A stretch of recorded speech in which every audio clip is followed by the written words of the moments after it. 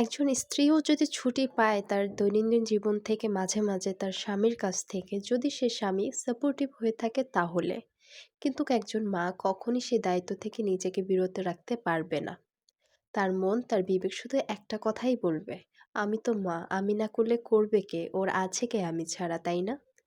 কেন কথাগুলো বলছি? পুরো ভিডিওটা দেখতে থাকুন, আশা করি ভালো লাগবে।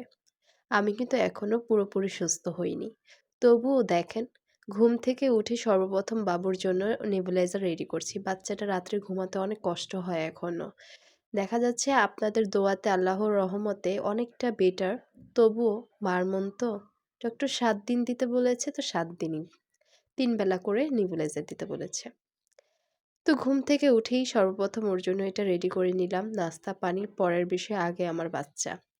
ওর বাবা কিন্তু খুব হেল্প করে আমাকে। উনি চলে গিয়েছে সকালেই অফিসে। কিন্তু কই যে, উনি থাকা অবস্থায় তো আমার কোনো কাজ করতে হয় না। উনিই সবকিছু সামলে নেয়। কিন্তু উনি চলে যাওয়ার পর তো আমাকেই সব করতে হবে, তাই না? এ হচ্ছে অবস্থা। এরপর ওকে নেবুলাইজার দিয়ে দিলাম। দেওয়ার পরে হচ্ছে ওকে মেডিসিনটা দিয়ে দিই। ওর জিহ্বাতে একটু সর পড়েছে। অনেক বেবিদেরই পড়ে থাকে। এটা ডক্টর সাজেস্টেড। তারপর ওকে ওষুধটা খাইয়ে দিলাম। খাইয়ে দেওয়ার পরে ওকে সুন্দর করে ক্লিন করে দিলাম। তারপর সুন্দর করে হচ্ছে ওর জিনিসগুলো গুছিয়ে রাখলাম। ওর জন্যই তো সব। আসসালামু আলাইকুম। ওয়েলকাম টু অথেন্টিক লিভিং এর শেষ মম। আমি আজমি আপনাদের সাথে আছি। আমার সকাল থেকে দুপুর পর্যন্ত দিনটা আজকে আপনাদের সাথে আমি শেয়ার করতে যাচ্ছি। আশা করি আপনাদের সবার ভালো লাগবে। বাবুকে সবকিছু করে দেওয়ার পর ওকে ওর দোলনাতে শুইয়ে দিয়ে আমি হচ্ছে আগে বেডটা একেবারে নিট অ্যান্ড ক্লিন করে নিচ্ছিলাম। কারণ অসুস্থ থাকে আর যাই থাকে, বেডটা যদি ক্লিন থাকে না, মানে শুধু বেড না, ফুল এনভায়রনমেন্টটা যদি ঠিকঠাক থাকে না, অসুস্থতা না অনেকটাই কমে যায়। দেখবেন আপনার মনটা ফুরফুরে থাকে। বাট আশেপাশের অবস্থা যদি বাজে থাকে, নিজের কাছেও বিরক্তিকর লাগে। এটা কথা বলতে বলতে ক্লিন করে নিলাম। তারপর হচ্ছে ওর গোসলের ব্যবস্থা করলাম। ডাক্তারই বলে দিয়েছে গোসল থামানো যাবে না। গোসল থামানোর সাথে বাচ্চা ঠান্ডার কোনো সম্পর্ক নেই।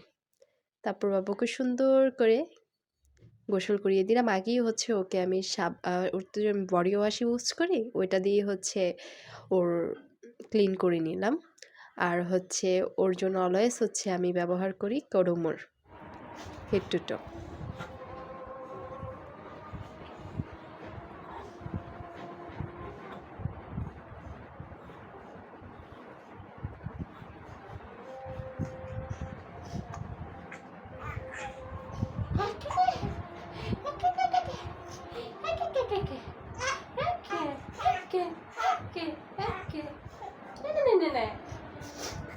কিছু এক্সারসাইজ ও টাম্মি টাম্মি দিয়ে দিলাম।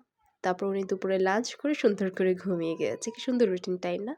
ওর ব্যাপারে আরও কিছু যদি জানতে চান, ওর ডেইলি লাইফ, আমি অবশ্যই আপনাদের সাথে শেয়ার করব। এক আপু অনেকবার আমাকে টেক্সট করেছে, এক আপু বললে ভুল হবে, কয়েকজন মা, নতুন মারা, যে আপু ওর কিছু রুটিন আমাদের সাথে শেয়ার করেন, কি এক্সারসাইজ করেন সেটা শেয়ার করেন। অবভিয়াসলি করবো, আমি সময় মিলাতে পারছি না।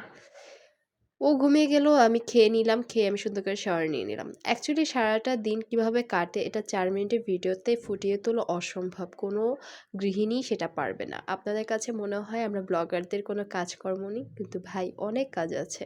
সব কিছু ফুটে তুলতে পারি না আমরা। অসুস্থ থাকা সত্ত্বেও আপনাদের সাথে যতটুকু পারি শেয়ার করার চেষ্টা করি। আশা করি আপনাদের ভালো লাগবে। আর যদি ভালো লেগে থাকে, আপনারা জানেন কি করতে হবে। লাইক করে দিবেন, কমেন্ট করে দিবেন, ফলো দিয়ে আমার পাশে থাকবেন। যদি সম্ভব হয় শেয়ার করে দিবেন। আমি আজমি আজকে আপনাদের থেকে বিদায় নিয়ে চলে যাচ্ছি। দেখা হবে অন্য কোনো ভিডিওতে। ততক্ষণ পর্যন্ত নিজেদের খেয়াল রাখবেন, নিজের পরিবারের খেয়াল রাখবেন। আল্লাহ হাফেজ। আসসালামু আলাইকুম।